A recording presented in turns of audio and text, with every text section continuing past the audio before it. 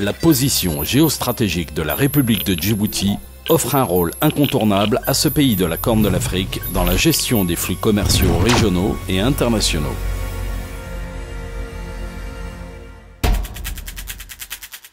Le développement ininterrompu des infrastructures portuaires djiboutiennes depuis le début du siècle dernier a transformé l'espace national djiboutien en une plaque tournante du transit maritime international.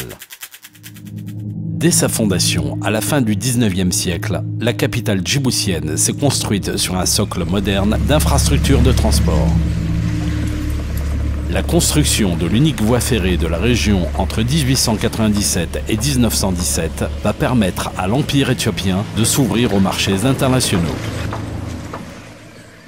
La voie ferrée reliant Djibouti à Addis-Abeba sur plus de 700 km a grandement contribué au développement du trafic commercial dans la région. Le port de Djibouti jusqu'au début des années 1970 est le débouché incontesté des exportations et importations éthiopiennes. À l'aube de cette période pionnière des transports, l'État impérial éthiopien accorde à la compagnie concessionnaire du train une clause monopolistique de non-concurrence. Cette directive impériale interdisant la construction de routes concurrentes au chemin de fer disparaît de fait avec l'occupation de l'Éthiopie par l'Italie entre 1935 et 1941.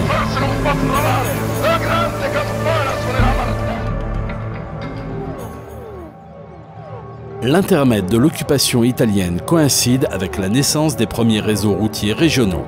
Les routes qui desservent naturellement les ports concurrents de Massawa et Assab remettent en question le rôle du port de Djibouti comme point majeur de transit de l'économie éthiopienne.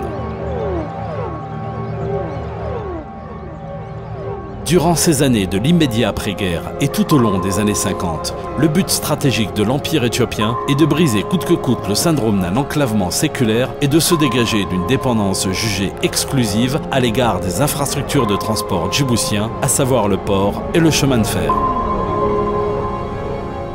L'annexion de l'Érythrée par l'Empire éthiopien en 1952 met fin à l'ère de la suprématie de la voie ferrée reliant Djibouti à Addis-Abeba.